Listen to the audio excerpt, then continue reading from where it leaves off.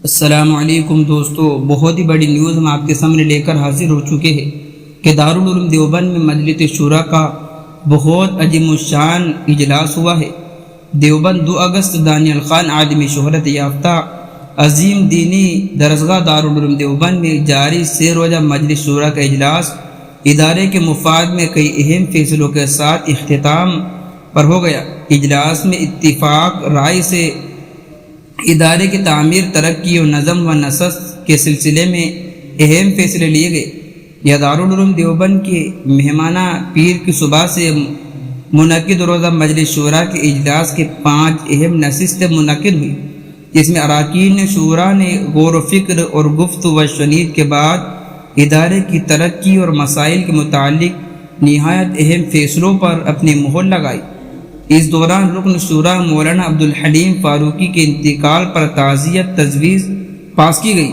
شورا کی میٹنگ آخری و تیسرے دن ادارے کے موجود درپیش مسائل پر غور و فکر کیا گیا اور ان کے حل کے لیے مضبوط لائحہ عمل بنانے پر اتفاق کیا گیا۔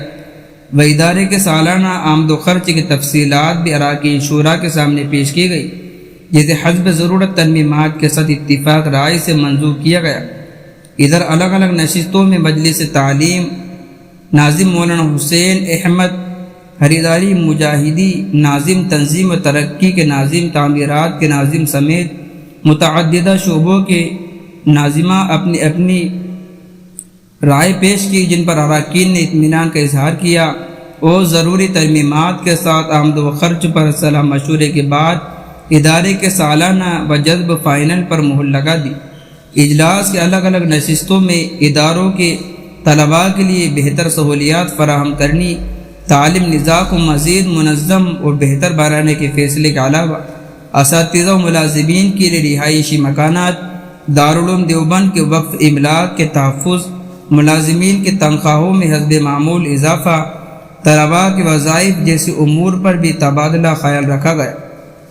بتایا کچھ غیر مستقل اساتذہ ملازمین کو مستقل کئی نئی تقریروں کو منظوری اور کچھ لوگوں کی ترقی کے متعلق بھی فیصلہ کیا گیا۔ وہی جدید تعمیرات کے لیے نقشے پاس کرانے کو منظوری دی گئی۔ تلاوت کلام اللہ سے شروع ہوا اجلاس بدھ کے دوپہر حکیم مولانا کلیم اللہ علی گڑھ کی دعا پر اختتام ہوا۔ خبر لکھے جانے تک دارالعلوم دیوبند کی جانب سے مجلس شورا سے متعلق کوئی بیان یا پریس نوٹ ابھی جاری نہیں کیا گیا، اس لیے دیگر چیزیں جن پر مجلس شورا کی بحث ہو سکتی تھی، جیسے شیخ الہند لائبریری، نسخہ تورات کا غائب ہونا، دارالعلوم دیوبند کی جانب سے تعمیر ہونے والے اسپتال سمیت دیگر چیزیں، مگر ان کی صورت ابھی تک واضح نہیں ہو سکی۔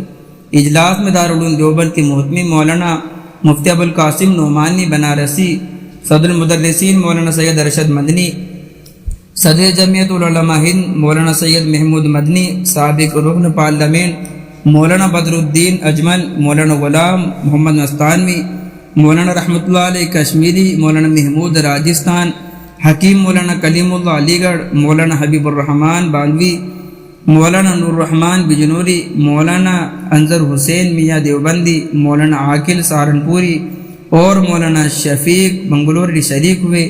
یہ ساری حضرات شورا کی مجلس میں شریک ہوئے اور یہ بہت اہم اجلاس اب ختم ہو چکا ہے۔ اس ویڈیو کو آپ آگے بھی شیئر کر دیجیے۔ ملتے نیکسٹ ویڈیو میں۔ السلام علیکم۔